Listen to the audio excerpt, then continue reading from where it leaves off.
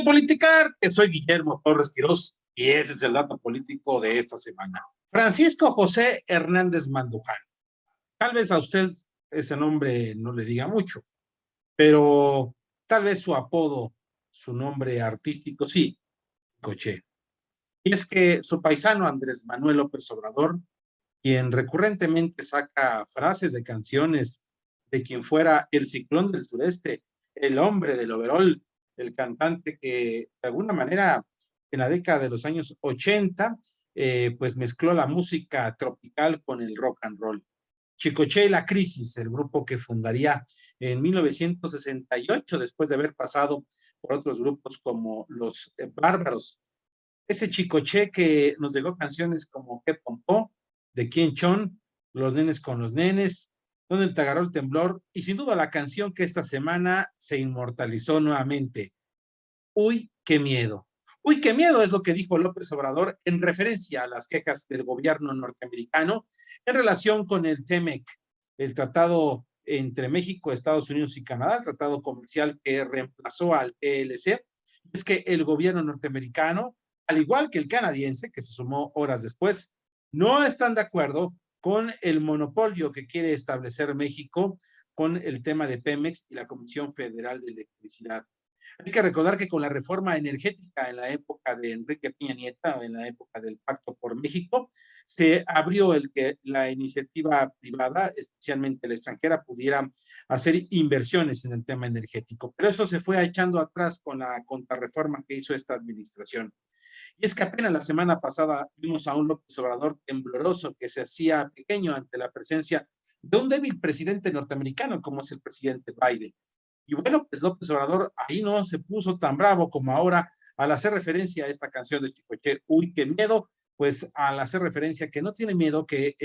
las sanciones que puedan llegar a México, si no llega a un acuerdo, después de una revisión que se va a hacer, primera vez que se va a hacer una revisión en ese sentido, ni siquiera con el TLC se llegó a ese grado, una revisión que podría multar a México con 30,000 millones de dólares. ¿Cómo es posible que quien es el principal socio comercial para México, casi el 80% de los productos van hacia los Estados Unidos, se convierta ahora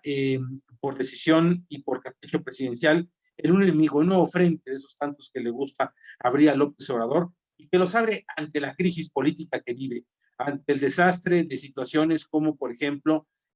la inseguridad, la propia crisis económica, el no poder mantener, entre otras cosas, a bajar la inflación y otras medidas también que tienen que ver en el tema social, como la distribución de medicinas. Todo eso se le ha juntado al propio Andrés Manuel López Obrador y tiene que abrir frente con tus principales socios comerciales. La verdad es que si alguien se lo está recomendando, debería de despedirlo. Si viene de él, es una verdadera burla al pueblo de México pensar que enfrentarse a una potencia, el primer lugar del mundo en la economía como Estados Unidos, con comentarios como ese, pues reflejan algo que no va con la propia realidad. Posiblemente López Obrador termine,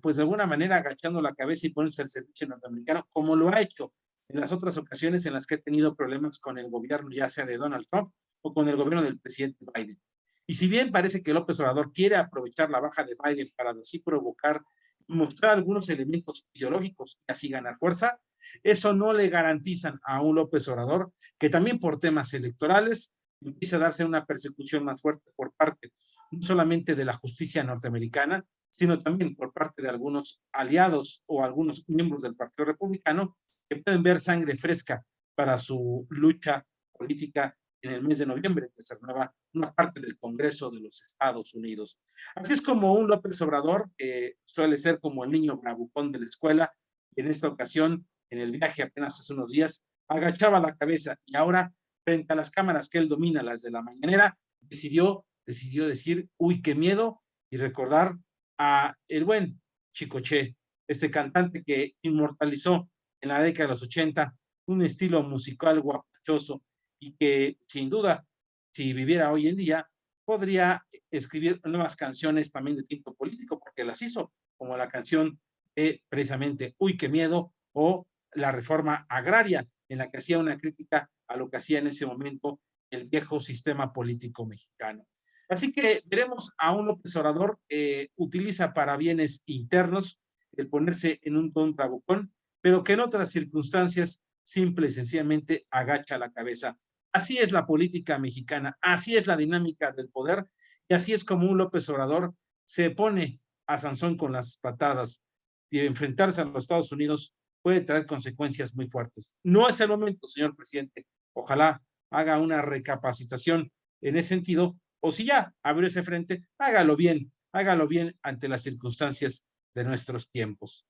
Y bueno, pues el gatillo político de esta ocasión tiene que ver con Adán López Augusto, el secretario de Gobernación, que cada vez va sumando adeptos dentro de la cuarta transformación para ser el candidato a suceder a su paisano Andrés Manuel López Obrador. Y es que el secretario de Gobernación se ufana en distintas reuniones privadas de que él sí efectivamente tiene aspiraciones presidenciales, pero que no le tiene miedo a las sanciones. Dice él que las sanciones que daría el tribunal o el INE no tendrán efecto porque este está por desaparecer. Y ante esto, viene la gran pregunta de la reforma político-electoral que iniciarán mesas de discusión en las próximas semanas para discutir esta reforma que les puedo adelantar van a ser muerta. Pero bueno, dentro de todas esas dinámicas, hay algunos miembros del Movimiento Ciudadano y algunos miembros incluso del PRI que sí están dispuestos a una negociación con Morena a cambio de poner algunos elementos dentro del propio frasco de esta reforma político-electoral. ¿Cuáles son las cosas en las que estarían en una muy buena disposición?